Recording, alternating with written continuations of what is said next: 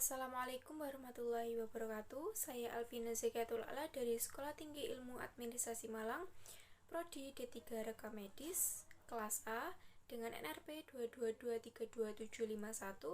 Di sini saya akan membuat video materi tentang anatomi dan patofisiologi sistem endokrin untuk memenuhi mata kuliah anatomi dan patofisiologi dengan dosen pengempu Bapak Henry Didiharto Eskop Nurse MPD.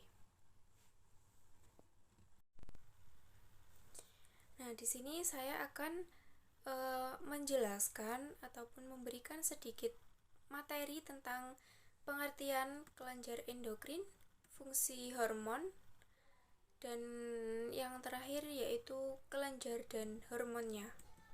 Oke, yang pertama, saya akan memberikan sedikit pengertian tentang kelenjar endokrin. Kelenjar endokrin adalah kelenjar yang mengirimkan hasil sekresinya langsung ke dalam darah yang beredar dalam jaringan kelenjar tanpa melewati duktus atau saluran hasil sekresi. Kelenjar endokrin disebut juga dengan hormon. Jadi, kelenjar endokrin itu sama dengan hormon.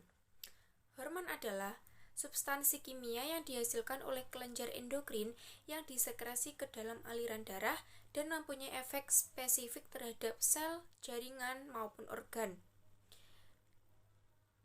Diperlukan dalam jumlah sedikit, tetapi pengaruh yang amat besar terhadap tubuh.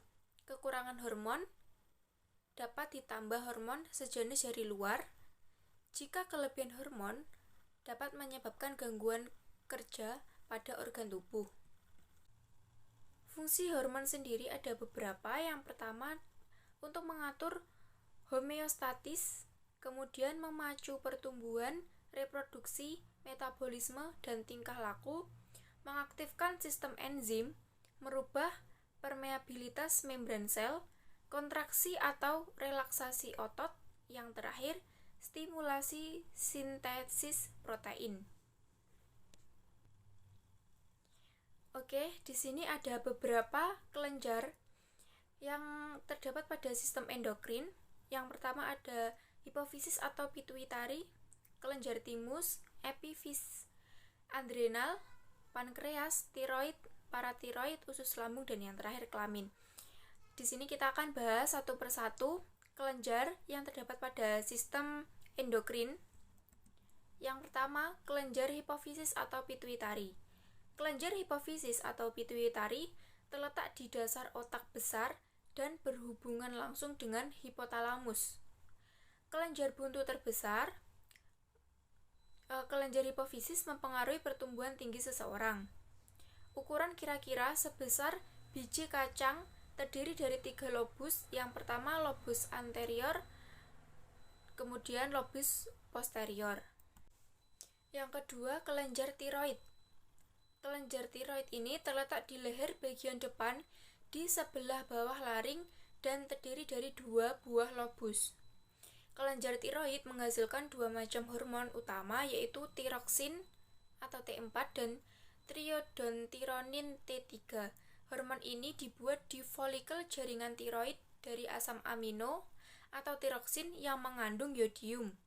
2 utama hormon yang dibuat oleh kelenjar tiroid disebut tiroksin T4 dan triodontironin T3 dengan T4 yang diproduksi dalam jumlah jauh lebih besar daripada T3. Yodium secara aktif diakumulasi oleh kelenjar tiroid dari darah. Oleh sebab itu, kekurangan yodium dalam makanan dalam jangka waktu yang lama mengakibatkan pembesaran kelenjar gondok hingga 15 kali. Hormon-hormon yang dihasilkan oleh kelenjar tiroid, yang pertama tiroksin untuk mengatur metabolisme dalam tubuh serta mempengaruhi pertumbuhan dan perkembangan tubuh. Yang kemudian ada hormon triodontironin yang digunakan untuk mengatur metabolisme, pertumbuhan, perkembangan, dan kegiatan sistem saraf. Yang terakhir ada kalsitonin yang fungsinya untuk menurunkan kadar kalsium dalam darah dengan cara mempercepat absorpsi kalsium oleh tulang. Ketiga, kelenjar paratiroid. Kelenjar paratiroid berjumlah 4 buah terletak di belakang kelenjar tiroid. Kelenjar ini menghasilkan paratormon atau PTH yang berfungsi untuk mengatur konsentrasi ion kalsium dalam cairan ekstraseluler. Hormon paratiroid meningkatkan kalsium darah dengan cara merangsang reabsorpsi kalsium di ginjal. Fungsi umum kelenjar paratiroid adalah mengatur metabolisme fosfor dan mengatur kadar kalsium dalam darah. Selanjutnya ada kelenjar adrenal atau suprarenalis. Kelenjar adrenal atau suprarenalis terletak di bagian atas ginjal kiri dan kanan, ukuran berbeda-beda. Berat rata-rata 5-9. Berbentuk seperti bola atau topi, terletak di atas ginjal. Pada setiap ginjal terdapat satu kelenjar suprarenalis yang terbagi menjadi dua bagian, yaitu bagian luar atau korteks dan bagian tengah atau medula. Hormon dari kelenjar anak ginjal ini ada dua, yaitu bagian korteks adrenal. Yang pertama, mineralokortikoid untuk mengontrol metabolisme ion anorganik. Kemudian glukokortikoid untuk mengontrol metabolisme glukosa. Yang kedua, bagian medula adrenal, adrenalin atau epinefrin dan noradrenalin. Yang selanjutnya ada kelenjar pankreas.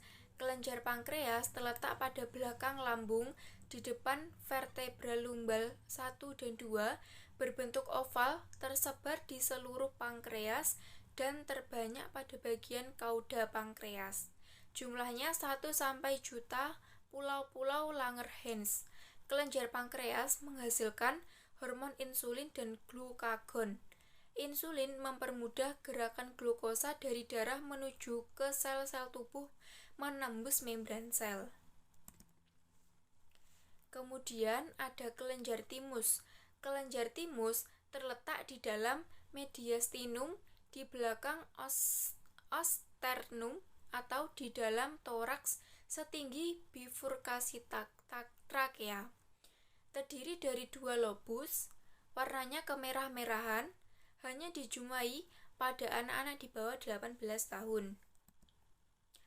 Kelenjar epifise. Kelenjar epifise terletak di dalam otak, di dalam ventrikel, berbentuk kecil merah seperti cemara. Terletak dekat korpus. Selanjutnya ada kelenjar usus dan lambung. Kelenjar buntu usus menghasilkan hormon sekretin dan kolesistokinin. Kelenjar lambung menghasilkan hormon gastrin.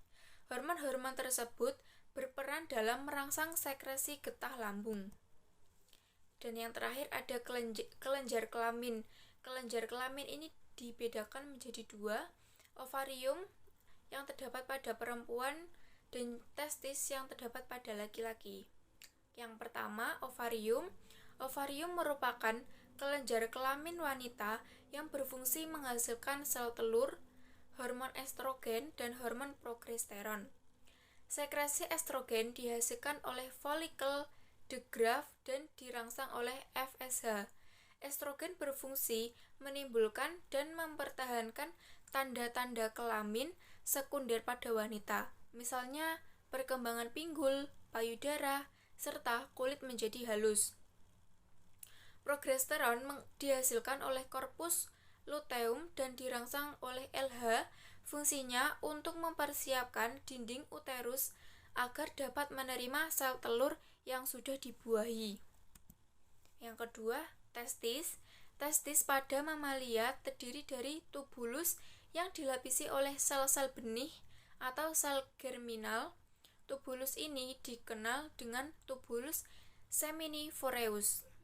Testis mensekresikan hormon testosteron yang berfungsi merangsang pematangan sperma atau spermatogenesis dan pembentukan tanda-tanda kelamin pria, misalnya pertumbuhan kumis, janggut, bulu dada, jakun, dan membesarnya suara. Sekresi hormon tersebut dirangsang oleh ICTH yang dihasilkan oleh hipofisis bagian anterior. Sekian Terima kasih. Wassalamualaikum warahmatullahi wabarakatuh.